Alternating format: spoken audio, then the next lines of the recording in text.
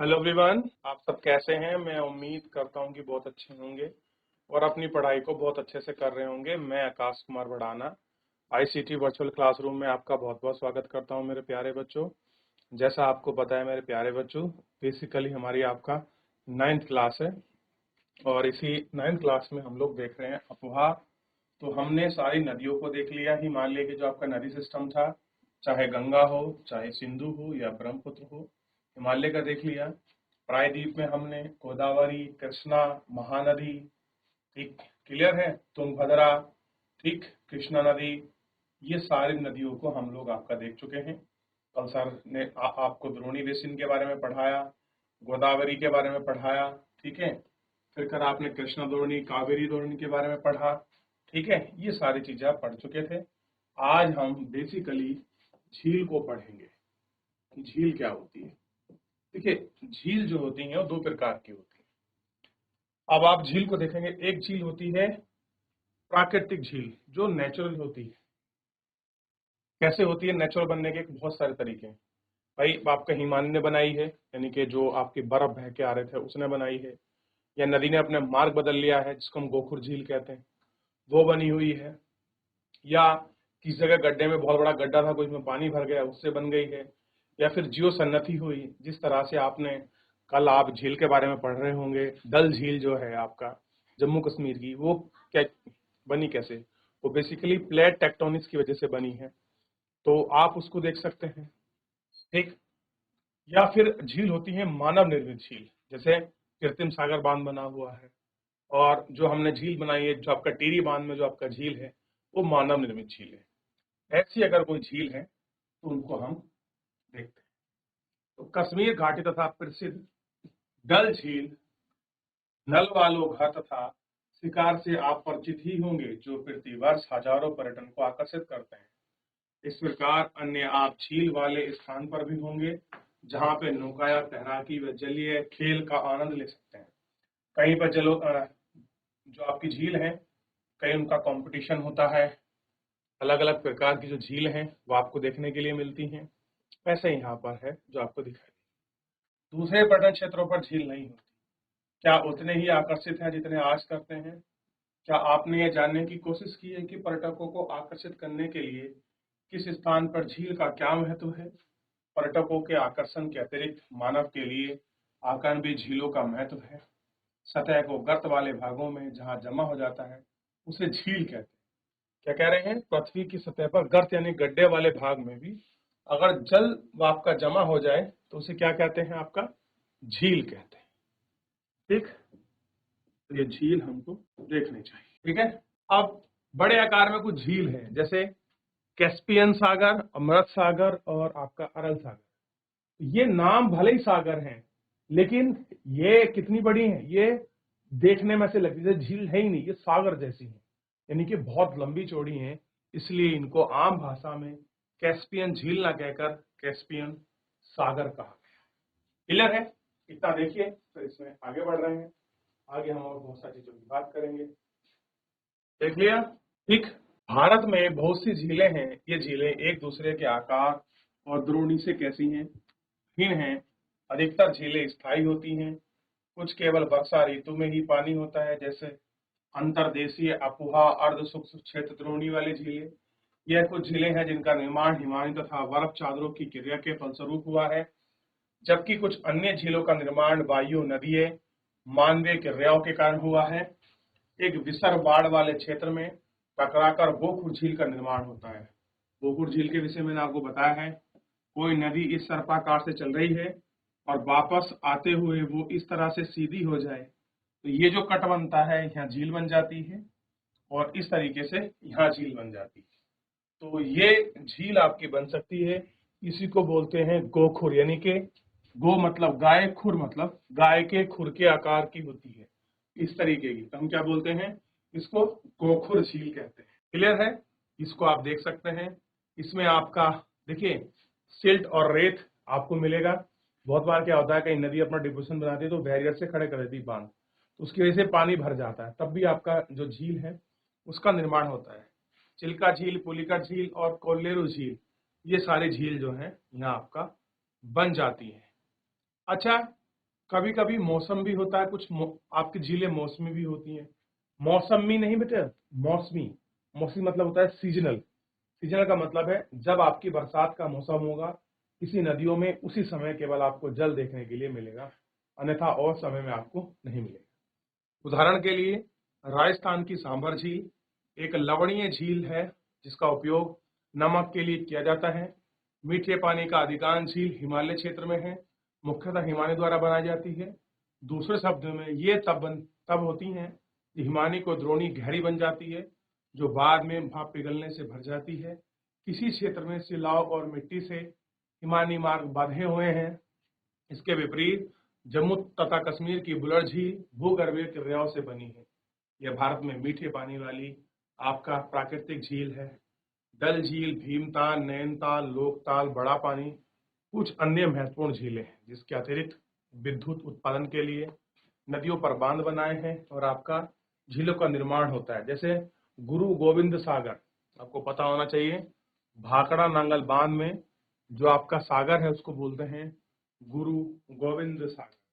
तो लिख लीजिए, भाखड़ा नांगल बांध में जो आपका जलाशय है, यानी कि जो मानव निर्मित झील है, उस मानव निर्मित झील का क्या नाम है? उसका नाम है गुरु गोविंद सागर। देखिए, चलिए, मानव झीलों के लिए अत्यधिक लाभदायक होती है। एक झील नदी के बहाव को सुचारू रूप से सहायक होती है। अत्यधिक वर्षा के समय यह बाढ़ को रोकती है तथा सूखे के समय यह पानी के बहाव को संतुलित करने में सहायता करती है। झील का उपयोग विद्युत उत्पादन करने में किया जाता है। झील का प्रयोग किसके लिए है? बेसिकली बिजली बनाने के लिए किया जाता है। आसपास के क्षेत्रों में जलवायु को समानता बनाती है। जलवायु पारिस्थितिकी को संतुलन रखती है। झीलों की प्राकृतिक सुंदरता पर्यटन को बढ़ावा देती है और तथा क्या करती है?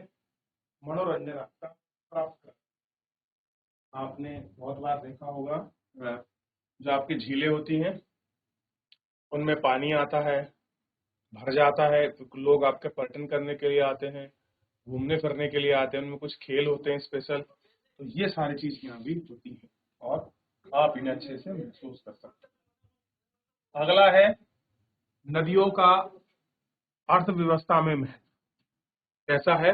नदियों में अर्थव्यवस्था में महत्व की जो नदियां हैं उनका हमारी इकोनॉमी में क्या महत्व है, वो कैसे बेनिफिट करती हैं हमारी अर्थव्यवस्था के लिए, ये हमको इसमें आपका देखना है और ये बात करनी है। संपूर्ण मानव इतिहास में नदियों का अत्यधिक महत्व रहा है। नदियों का जल मूल प्राकृतिक संसाधन है। जल है वो कैसा है? नेचुरल बेसिस पर है आपका, यह आपको ध्यान रखना। अनेक मानवीय क्रियाकलाप के लिए अनिवार्य है। यही कारण है कि नदियों के तट के प्राचीन काल से ही आदिवासियों को अपनी ओर आकर्षित किया है। ये गांव अब बड़े शहरों में परिवर्तित हो चुके हैं। अपने राज्य के उन शहरों की सूची बनाए जो नदियों को किनारे बसे। अब बताइए कौन कौन सा शहर किस नदियों के किनारे बसा है, या कौन कौन सा आपके यहाँ, जैसे कि आप देख सकते हैं नैनीताल की स्थिति आप देखिए। नैनीताल में कौन कौन से ताल हैं आप उनको पढ़िए, और कहाँ पर ताल हैं आप उनको अच्छे से देख लीजिए। किंतु भारत जैसे देश के लिए, जहाँ की अधिकांश जनसंख्या जीवन के लिए कृषि पर निर्भर है, वहाँ सिंचाई, नौ संचालन, विद्युत निर्माण नदी के लिए महत्वपूर्ण है, अधिक महत्व है। ठीक, ये महत्व दिखाई देगा। उसके बाद एक बना था, आपको ध्यान रखना चाहिए, राष्ट्रीय नदी संरक्षण आयोग। देश में नदियों की साफ सफाई का कार्यक्रम 1885 में गंगा एक्शन प्लान के साथ प्रारंभ हुआ। वर्ष 1985 में गंगा नदी संरक्षण योजना के तहत अन्य नदियों को जोड़ने के लिए का कार्य विस्तार से हुआ। नदियां देश के जल का प्रमुख स्रोत है। ठीक, और नए आप देखेंगे एनआरसीपी का उद्देश्य नदियों को जल को प्रदूषण करने की उन गुणवत्ताओं को रोकना और आपका सुधार करने से, ये आपको ध्यान में। अब जो बचा है इसमें देखिए, नदी प्रदूषण बचा है। तो नदी प्रदूषण से पढ़ने से पहले एक बार किसी का नदियों से लेकर कोई डाउट है तो आप मुझे बता दीजिए, देख लीजिए, फिर आगे बढ़ेंगे। चलिए थोड़ा सा अब हम इसमें देखते हैं नदी प्रदूषण। ये भी एक सबसे बड़ी समस्या है कि जो हमारी नदियां हैं वो प्रदूषित हो रही है। नदियों की घरेलू, औद्योगिक तथा कृषि की बढ़ती मांग के कारण इनकी गुणवत्ता प्रभावित हुई।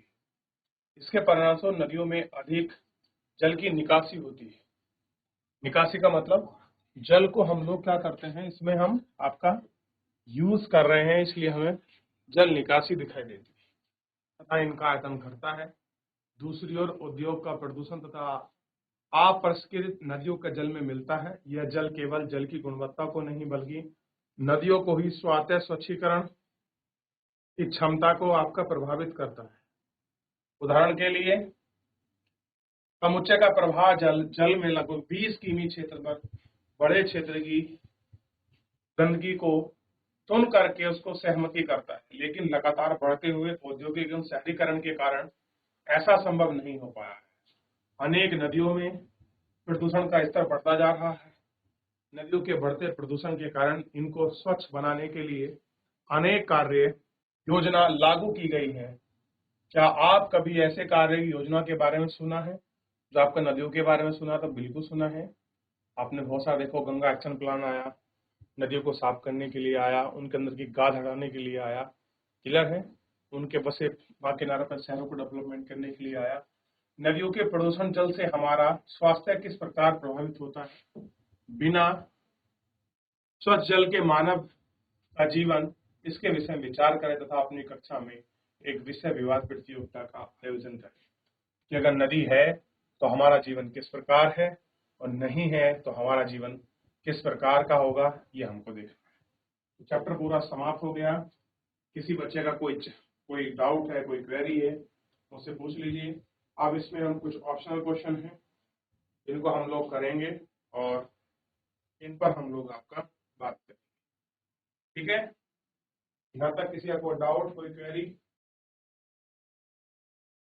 चलिए, पहला क्वेश्चन है आपके सामने। अगर पीछे से कोई डाउट है तो आप पूरा पूछ सकते हैं। क्वेश्चन है, वुलर झील निम्नलिखित किस राज्य में स्थित है? स्टार्टिंग में बताई थी मैंने, वुलर झील ये भू सन्नति से बनी हुई झील है। चलिए, तो आपको ढूंढना है कौन से राज्य में है। चलिए बताइए। अगला क्वेश्चन है, नर्मदा नदी का उद्गम कहाँ से है? जल्दी करेंगे, कल आंसर करेंगे बेटा इसका। चलिए, आंसर होगा इसका बच्चों, राजस्थान नहीं होगा, उत्तर प्रदेश नहीं होगा, पंजाब नहीं होगा। आप जानते हैं कि वुलर झील जम्मू कश्मीर में है। अगला क्वेश्चन, नर्मदा नदी का उद्गम क्षेत्र क्या है? नर्मदा नदी का उद्गम क्षेत्र क्या है? देखिए, चलिए, अमरकंटक पता होना चाहिए। जब हम पढ़ रहे थे नर्मदा नदी, देखिए दिखा देता हूं मैं आपको, ये लिख रहा है ना, नर्मदा नदी अमरकंटक मध्य प्रदेश। क्लियर हो गया? तो कहां से निकलती है? अमरकंटक से निकलती। अब है, निम्नलिखित में से कौन सी लवणीय झील है? सही है, और लवणीय झील है, चलो मैं इतना बता देता हूं, वो आपका राजस्थान में है। इतना भी मैंने हिंट दे दिया, आपको मिल जाएगी आसानी से।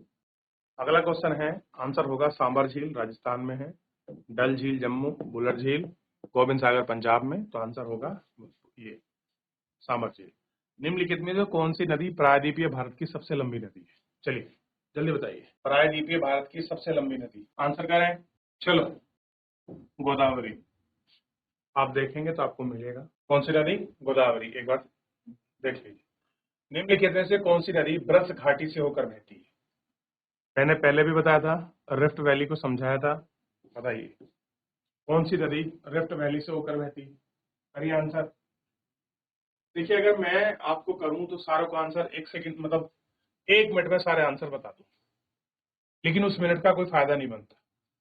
फायदा तभी है मैं आपको बताऊं, आपको क्वेश्चन नहीं आए, आप पन्ना पलटो, बार बार देखो कि कहां पर भ्रंश लिखा हुआ है, भ्रंश का मतलब क्या होता है, कौन सी नदी बह रही है, कहां पर गिर रही है। तो उससे क्या होगा, एक साथ 10 चीजें और आपकी तैयार हो जाएंगी। तो मेरा पर्पस ये है, नहीं तो मैं आंसर आपको अभी बता दूं। चलिए, इसका आंसर होगा तापी आंसर होगा। और तापी के साथ कौन सी होगी? एक नदी है नर्मदा, ये भी आपका भ्रंश घाटी से बहती है, नर्मदा नदी।